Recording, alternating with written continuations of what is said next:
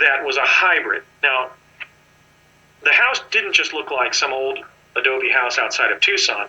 Everything associated with the human presence on Mars looked execrable. It looked like project stuff that had been built in a simple way and then neglected for years. So there was for example, when Hunt opened the door of this house, the screen door was ancient and it fell off in his hands. So clearly there had been human construction on Mars going many years back. Maybe the guy was living in a house that Martians had built and that he was just occupying. But as we walked onto the property where this house was, where, the identifiable lawn, and it wasn't a grass lawn, it was just a yard, like a zero-scaped yard with rocks on it and paraphernalia laying about. This creature, I think it was partially on a leash. I mean, it reached us, but basically it was a man with a bald head and the shoulders of a man, but he was sitting like a dog sometimes sits, with its paws forward, and the lower part of his body was sort of grub-like, almost like a person looks when they're standing in one of those sleeping sacks, or throw pillows or whatever. And when he saw us enter the property, this creature came bounding across the yard, snarling and barking at us simultaneously. The best way I can describe it would be if you had a vicious dog who knew some English. It was like, he's like making this very intimidating bark and snarl at the same time. And just instinctively, when he got to us, I thought he was going to actually bite us. I stepped behind Hunt, and when the guy got within about a foot of Hunt kind of flinched at him like he was going to attack him. And this thing turned around automatically and then undulated back. He undulated towards us by kind of snapping his body. He didn't have legs. Snapping his body and running on his front, on his hands simultaneously, kind of. But Hunt flinched at him, and this thing turned around and with this woeful bail, kind of retreated in a cowardly way, kind of like baying like a cowardly dog, kind of howling. So we then entered the house, and we walked in, and there was a man about 45 years old. He was a Caucasian man with not a beard, but stubble on his face. He had a suntan.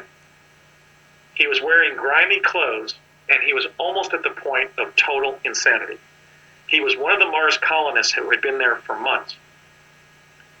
And when we entered, he started backing up in his house he thought Hunt was there to assassinate him or something. And then Hunt said, we're just here to find out what's happening with you. How are you doing? And this guy came forward and calmed down, but he was still jabbering. He was very agitated. And he was talking about several project personnel who'd been lost to predators on the surface of Mars. He was saying, remember Bob Smith? I don't know what name he mentioned. Well, you met him. Remember when you were up here? Well, yeah, Plessy, he's dead. He's dead. And he started almost like crying. He was almost like crazy. He was somebody who was suffering from an advanced state of adrenal exhaustion as a result of being through a prolonged exposure experience. So I'm just assuming that he had been on the surface of Mars for many months. For all I know, he was somebody banished from our culture, maybe somebody who had committed a crime, and the CIA had required that he be some kind of permanent, personnel on Mars.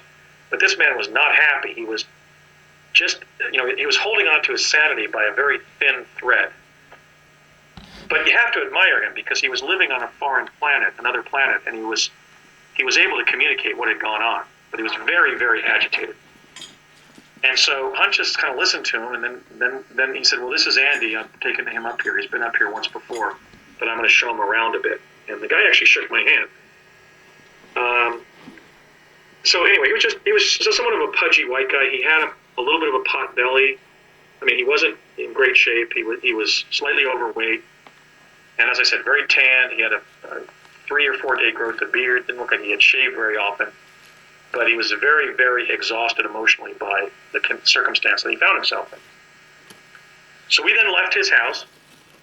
There was some further discussion between him and Hunt, but I can't, under the stress of the event, I can't really recover now what they talked about.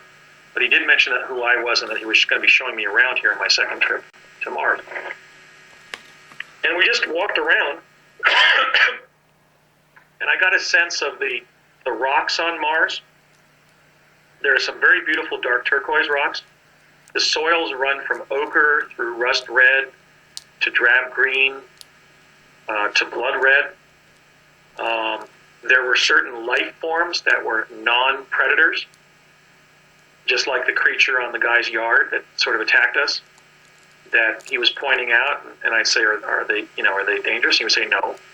And I remember as we were leaving to go back to the skull, I remember how night was falling, and it was different than dusk on Earth. I think it happened quicker than I expected. I'd have to consult with an astronomer to really reconstruct how I experienced night beginning to fall on Mars, or at least it was getting darker. And as it was getting darker, we walked past this group of these hybrid creatures on the crest, and they were barking in a friendly way, kind of like seals or sea lions. And I said to Hunt, something like, "Is that some more menacing, noise from them?" And he said, "No, in fact, they're saying goodbye to you." But they were kind of up on a crest of a hill going, almost like a dog barking to you because they recognized you. It was like a happy sound. And then we got back to where the skull was, where we had to get, egress back to the teleporter, one story below the surface there. And when we got about 40 paces from the skull, I noticed there was this boulder over on my right that I didn't notice when we'd walked out of the skull. It was about 4 feet across and grayish, kind of a mottled grayish tone. And then when we got about 30 feet from the skull, I saw it move, and I saw a head on a periscope-like neck lift up from this boulder, and then as we moved closer to the skull, turn its head. And I said, "Courtney, that's an animal, isn't it?" And he said, "Yes." And I said, "Is it a predator?" And he said, "Afraid so." And I said, "Oh shit, is it going to attack us?" And he says, "It might." And so he then said, "Okay, when we get to about 20 paces from the skull, I want you to run like hell and dive through the eyes like you're diving into home plate. Can you do that?" I said, "Yes." And he said, "On the count of 3. And by then we were like 20 paces from the skull, and he went, 1, 2, 3, and we just ran like hell to save our lives.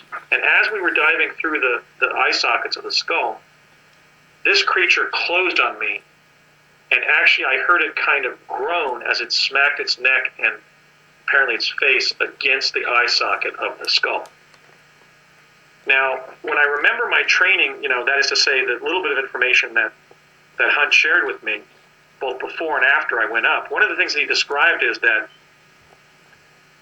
the human civilization on Mars only comes out on the surface occasionally, but they left their predators on the surface. He didn't tell me why. I believe they did to eat their dead, because if you're stuck in an underground civilization, you want to biodegrade your dead individuals from your civilization on the surface. So that would be one explanation why they haven't exterminated these predators on the surface of Mars. Another reason would be to just secure the surface of Mars from invasion by, for example, Earthians like ourselves. But I remember he said that the skulls have been built both by the Martians and by the U.S. Defense Department to indicate to intelligent humanoids on the surface where the access points are to the underground civilization. But the animals are too stupid to really figure out what the hell they are. So they just see a form, but we see an articulated form like a skull, and we know, hey, I can go there to seek shelter or to go under the ground, basically to do both, like we did. So we dove through the eye socket. I remember kind of catching myself inside. I kind of smacked my leg, and this thing was right on top of us, but it smacked its face and head, kind of just hit the eye socket and then groaned and backed off. And then we scrambled down the steps. And when we got down to the landing where the teleport was, I said to Hunt, so it's a carnivore, huh? And he said, "You betcha, that thing has teeth all the way down its throat." So this begs the question of why Hunt would have exposed me to predators on the surface. I think he may have had some kind of device to repel predators, and he was just running me through that